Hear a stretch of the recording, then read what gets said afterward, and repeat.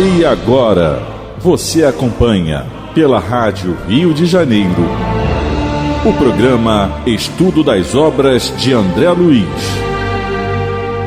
Vamos refletir sobre o livro Nosso Lar. Produção e apresentação, Tereza Cristina e Marco Antônio. Amigos ouvintes, é com muita alegria que retornamos aqui a fim de continuarmos o nosso estudo, nossa conversa na obra Nosso Lar, ditado pelo Espírito André Luiz na psicografia de Francisco Cândido Xavier. Olá, amigos, que a paz de Jesus esteja com todos. Dando continuidade ao nosso estudo, estamos no capítulo 4, Médico Espiritual, e no último programa nós conversamos sobre a questão do apego, que não devemos ter excessivo. Devemos ter saudade, sim, dos nossos entes queridos, mas apego demasiado, isso é muito complicado. E vimos também a questão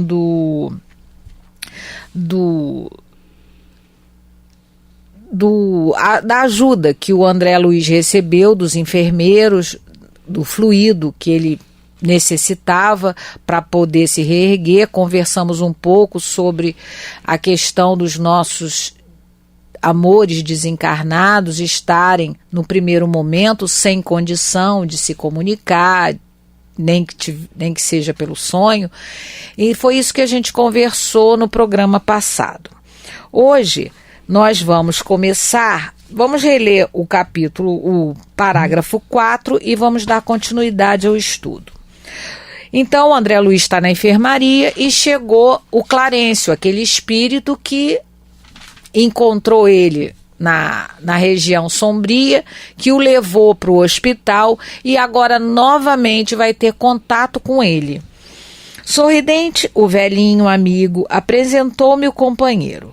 Tratava-se, disse, do irmão Henrique de Luna, do Serviço de Assistência Médica da Colônia Espiritual. Trajado de branco, traços fisionômicos irradiando enorme simpatia, Henrique auscultou-me demoradamente, sorriu e explicou: é de lamentar que tenha vindo pelo suicídio. O detalhe, né, Tereza, auscultou-me, conforme nós comentamos no último programa, auscultar aqui é um escutar o órgão, né? É aquilo que o médico põe aquele estetoscópio, aparelho no ouvido e vai auscultando. Mas ele não morreu? Ah, morreu. Mas porque há uma diferença entre desencarnar, morrer e desapegar, né? São fases. Então, no nível do André Luiz e nosso, né, nós não vamos desencarnar e já virar estrelinha, como dizem as crianças, não. Nós estamos com o corpo ainda perispiritual, perispírito, Kardec coloca esse nome de perispírito, e que é, como ele relata, que é o veículo de transmissão do pensamento, né? E que durante a vida do corpo ele serve de laço entre o espírito e a matéria, né? O Paulo de Tarso designa do perispírito sob o nome de corpo fluídico da alma, né? Nos dizeres, corpo espiritual, né? Então, o perispírito, nós vamos ver aí com mais detalhes mais na frente, né? Nos capítulos posteriores, nas obras, vamos sempre falar disso. É tudo aquilo que nós fazemos, nós primeiros vamos raciocinar assim: pensamos, ninguém faz sem pensar. Eu fiz sem pensar, não, isso não existe. Foram bilhões de anos para o princípio inteligente evoluir até onde nós chegamos, para botar um pensamento contínuo, né? Para nós pensamos. Então, depois do pensamento vem a vontade e vem a ação. Então, tudo aquilo que nós fazemos, que o nosso corpo faz, vamos dizer assim, né? Vamos colocar numa linguagem mais fácil para a gente entender, nós pensamos antes. Nosso espírito pensou antes e passa e fica registrado tudo aquilo no nosso perispírito. Vamos dar um exemplo aqui, Tereza. Lembrei, Divaldo Pereira Franco, novamente, né? Ele é contado por ele, claro, nós estamos falando aqui contado por ele e alguns livros de biografia dele também, mas contado por ele algumas palestras. Então, ele nos primórdios, quando ele começou a se encaminhar na doutrina, ele teve, e já estava porque a mediunidade ele sempre teve, né? E abrindo um parênteses aqui, mediunidade, ou você vem com ela ou não vem, ou você nasce médium ou não nasce médium, né? E ele já é médium de tarefa, inclusive, né? Com a missão, como a gente sabe. E ele, né, e sempre foi católico, né? E levando a sério o catolicismo, como deve ser. Mas no início, aquela dúvida, né? Não tinha instrução direito, não tinha quem instruísse, ele naquela dúvida, muito jovem, e ele rezando e rezando para aquelas coisas desaparecerem dele, aquelas visões, aquilo que ele escutava, ele não queria aquilo perturbava, ele não estava ainda instruído. Ele contando isso. E aparece na casa onde ele morava, já em Salvador, o espírito com muita luz, e se chamava Jesus Gonçalves, esse espírito. E aí ele aparece, e ele contando na palestra, né, até de um tom assim mais engraçado, o Divaldo contando, meu Deus, eu oro tanto, me aparece um espírito aqui, um espírito obsessor, alguma coisa. Ele não estava brilhando. Porque ele não estava brilhando. Porque no corpo espiritual do Jesus tinha as marcas de várias chagas. Várias chagas da hanseníase, da lepra que ele tinha. E aí o espírito fala para ele assim, não, eu não sou obsessor. Aí ele começa a brilhar as chagas, aqueles pontos escuros onde estavam marcados o corpo espiritual do Jesus Gonçalves, começa a vir focos de luz dali. Aí o Divaldo fala assim, é um anjo. Não, meu filho, eu não sou nem anjo nem obsessor, eu sou teu irmão. Eu me chamo Jesus Gonçalves. Bom, vamos lá, a história continua. E eu vim aqui te pedir para você ir visitar os nossos irmãos leprosos, lá no leprosário, acho que era em Águas Claras, alguma coisa assim, um lugar que o Divaldo fala, eu não lembro mais. E, meu irmão, lá eu não vou não.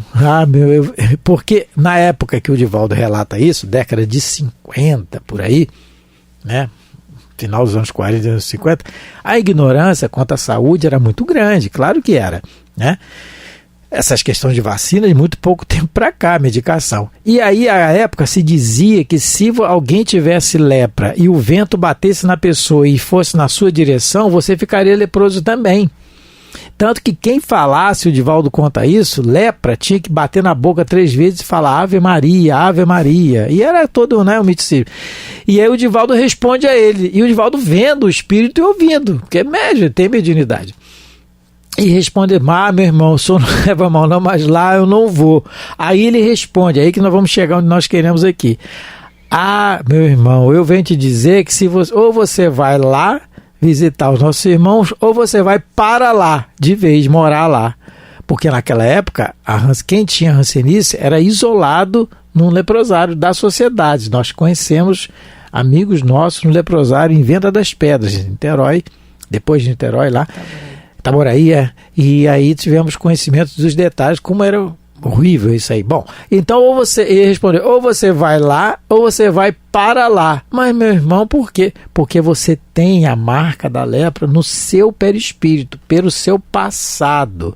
E de acordo com o seu comportamento nessa encarnação, aí o Divaldo já falando, que de acordo com o meu comportamento nessa encarnação, ela pode exacerbar ou não. Meu irmão, então eu vou lá. Aí ele foi, claro. Ele contando. Então, o que a gente quer dizer com isso, que o André Luiz tem dizendo aqui? Quando o Henrique botou o estetoscópio lá e auscultou o corpo, tanto que ele fala aqui, demoradamente. Ele não foi rápido. O Clarencio, com certeza poderia, né, Teresa? Olhou, mas o Clarencio não vai fazer isso, porque o Henrique de Luna tem que aprender. Se fosse nós, está demorando muito, isso aí tá vendo? Mas não é assim, não é? Então, demoradamente, sorriu. Você vê que ele sorriu. Ele deu uma notícia sorrindo, na tranquilidade, meu filho. É lamentar que você veio pelo suicídio. Eu escutei aqui, porque está marcado no perispírito. Porque o comportamento nosso fica marcado lá. É o nosso, antigamente os professores usavam muito, é o nosso mata-borrão. Não é? Nosso mata-borrão. E aí, Tereza quer falar alguma coisa? Não. Então, ele continua, né? Ele continua, né? É de lamentar que tenha vindo pelo suicídio. Enquanto Clarencio permanecia sereno, senti que singular assomo de revolta me borbulhava no íntimo. Suicídio? Recordei as acusações dos seres perversos nas sombras. Não obstante o cabedal de gratidão que começava a acumular, não calei a incriminação. Creio haja engano, asseverei melindrado. Meu regresso do mundo não teve essa causa. Lutei mais de 40 dias na casa de saúde, tentando vencer a morte. Sofri 2 operações graves devido à oclusão intestinal. Então, o André Luiz, ele não se conforma com esse diagnóstico dele, do médico, porque era o mesmo que ele já estava escutando lá nas zonas inferiores, porque como o Marco falou, o nosso corpo perispiritual, que é o corpo em que nós nos movimentaremos no mundo espiritual, quando desencarnarmos, ele retrata claramente tudo o que aconteceu na nossa vida de encarnado. Os nossos pensamentos, os nossos atos, porque tudo que a gente fez enquanto encarnado modifica de alguma maneira a nossa aura, que é esse halo fluídico que envolve o nosso espírito, que envolve o nosso perispírito. Então, dependendo da coloração que a nossa aura tenha, eles identificam perfeitamente como foi o nosso comportamento, quais foram os nossos sentimentos, e o André Luiz desconhecia. Para André Luiz, suicídio era aquele que você usa um instrumento para tirar a própria vida corporal, ou você se precipita sob as rodas de um trem, ou se joga de algum lugar, de alguma altura, alguma coisa que faça você perder o corpo físico. E não foi isso que aconteceu. O que ele fez, como ele mesmo relata, ele lutou bravamente na casa de saúde. Ele ficou alguns dias internado, sofreu operação nos intestinos e ele de maneira nenhuma, ele mesmo diz aqui, é interessante, né?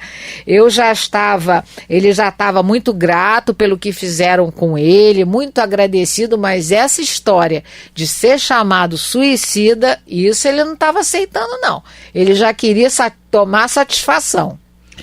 Tereza, só lembrando aqui, só anotando aqui para conhecimento nosso, no livro Obras Póstumas, de Allan Kardec, no capítulo intitulado Manifestações dos Espíritos, né, que é o caráter e consequências religiosas das manifestações dos Espíritos, Allan Kardec coloca no item 9 desse capítulo, o seguinte: o perispírito é mais ou menos etéreo, conforme os mundos e o grau de depuração do espírito. Nos mundos e nos espíritos inferiores, que é o caso do André Luiz e nosso caso, ele é de natureza mais grosseira e se aproxima muito da matéria bruta. Então Kardec já dá essa informação. E também uma outra informação muito interessante que nós temos na Revista Espírita, no livro Céu e Inferno. Também está na Revista Espírita, mas no livro Céu e Inferno, Kardec também coloca uma mensagem do Sr. Sanson. O Sr. Sanson era um ex-membro da Sociedade Espírita de Paris, que foi o primeiro centro espírita fundado na história, né? Fundado por Allan Kardec em Paris. Ele era membro da sociedade e ele desencarnou em 21 de abril de 1862. E foi evocado, pessoal, no dia 23 de abril. 2 dias depois. 2 dias depois, moço bom. Tanto que Kardec coloca as qualidades dele, relata depois. Quem quiser dá uma lidinha lá, no livro Céu e Inferno. Então essa evocação foi feita e ele vem e diz, e ele relata que os espíritos, relato dele, do Sr. Sanson, Kardec coloca no Céu e Inferno e também na Revista Espírita. Ele relata que os espíritos conservam a mesma forma que lhes serviu de envoltório, que é o que nós estamos falando aqui do perispírito, que é o caso do André Luiz. Logo, a gente pode concluir o quê? Que irá aparecer o que o corpo camufla, a aparência da alma. O perispírito nada mais é que a aparência real da alma. Muitas vezes nós fazemos aquela cara, botamos uma máscara, né? E que o mundo diz que fulano a sociedade diz, não, mas ele é uma pessoa muito boa, é isso, é aquilo, tão calmo. Hoje eu entrei na rádio aqui, alguém falou, vocês são tão calmos. Ah, meu Deus, vai. E não é assim. No desencarnado não tem como esconder. É aquilo que nós relatamos há uns programas atrás. No livro Libertação, tem um caso lá da esposa do médico, né, Tereza? A esposa do médico, ela é muito bonita. Sim. Ela é muito. O André Luiz relata. No corpo? Olha, eu não lembro do André Luiz relatar a beleza de alguém assim no corpo, como relatou no Libertação. Bonita, né? É um modelo. E ele vê ela dormir. Quando ela dorme e ela sai do corpo, ele vê uma bruxa. Ele fala esse termo, ele usa o termo, ele vê uma bruxa. Então é a realidade da alma ali, não é? Então, quando a gente está colocando aqui, fazer uma analogia, porque vamos começar a ver coisas que parecem, não, mas é isso mesmo, existe? Existe sim, pessoal, existe. Isso já foi constatado por Kardec e agora nas obras de André Luiz, e começando por essa Nosso Lar, nós vamos ver detalhes que vão nos comprometer mais, com certeza, vão botar mais responsabilidade em nós, né? Então, continuando. Sim, esclareceu o médico, demonstrando a mesma serenidade superior. Mas a oclusão radicava-se em causas profundas. Talvez o amigo não tenha ponderado bastante. O organismo espiritual apresenta em si mesmo a história completa das ações praticadas no mundo. História completa. Quando ele vai... Quer dizer, a Tereza vai detalhar também e nós vamos detalhar depois, não sei hoje, mas nos próximos programas. Essa história completa que ele está dizendo aqui das ações é aquilo que eu fiz, como eu fiz e o que eu pensei em fazer. Porque às vezes a oportunidade não dá, mas eu pensei. E aquela vontade que eu fiz de fazer algum mal, ou comigo mesmo, ou com o próximo, né? Aliás, fazendo com o próximo eu já faço mal comigo, né? Sim. Mas fazendo mal comigo mesmo ou com o próximo, aquilo já me afeta. Porque são ondas que de pensamentos ruins que eu acumulo para mim mesmo. Joana de Anjos tem uma frase muito interessante: se alguém quer atirar lama em você, desvia.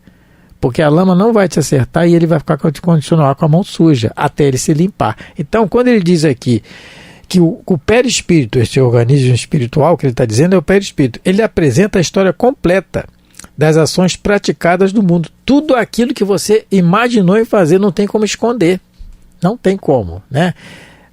O escafandro ficou, o corpo ficou, a realidade está ali, pronta. É um corpo? É. Espiritual? É. Mas a realidade está ali plasmada nele, para todo mundo ver. E isso é... A doutrina espírita nos traz a questão do corpo fluídico, que não é uma novidade. A doutrina espírita não inventou o corpo fluídico. Paulo, na primeira carta aos Coríntios, capítulo 15, ele fala que morre, né, semeia-se corpo corruptível e renasce corpo incorruptível.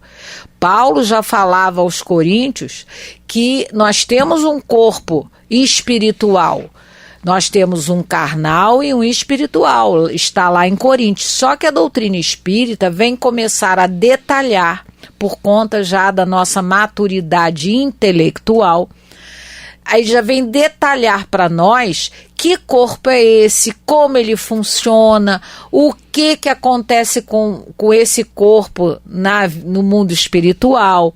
Vem nos explicar minúcias, detalhes que Paulo, à sua época, não poderia falar porque ninguém o entenderia. Mas ele fala do corpo espiritual de todas as pessoas.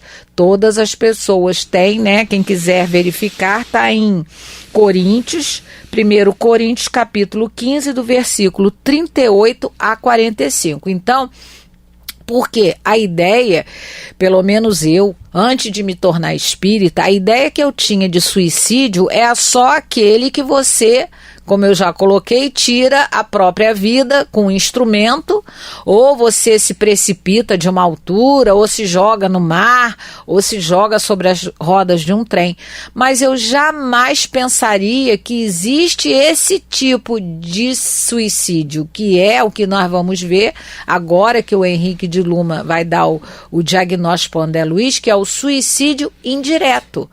É a gente ter um período para ficar aqui na Terra e com o nosso comportamento a gente acaba diminuindo esse tempo de vida no corpo físico. Esse é o verdadeiro suicídio indireto. Lembrando que nós já lemos em capítulos, programas anteriores, que no umbral ele foi chamado de suicida várias vezes. Não foi só aquela vez, são anos, né, sendo chamado de suicida. E ele ficava indignado com isso. Se alguém está chamando ele de suicida, é porque realmente esse alguém sabe o que ele fez. Ele não se matou. É como ele disse aqui, ele lutou.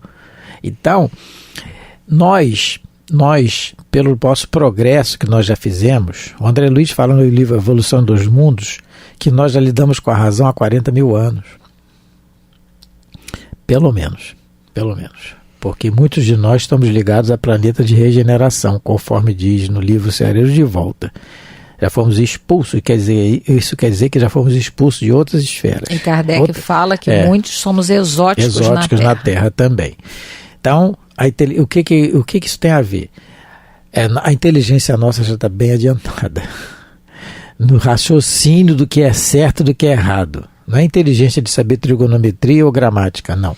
É no raciocínio do que é certo e do que é errado. Então, pode-se dizer assim, mas ele não sabia que o que ele fazia era um suicídio, mas ele sabia que fazia mal para ele.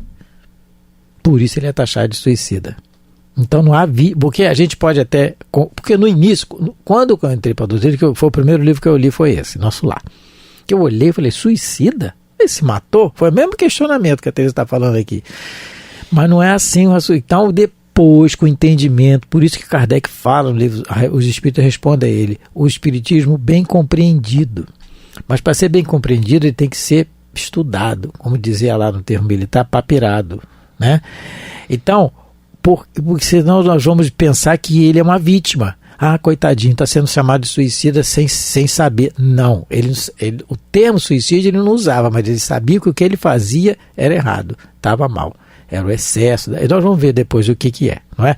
E só lembrando, Teresa falou de Paulo, né, corpo espiritual, a grande demonstração para a humanidade foi Jesus, né? Quando vão procurar ele na túmulo, cadê? Na sepultura, cadê? Sim. Ele está aqui, eu estou aqui, Maria. E aparece para Madalena.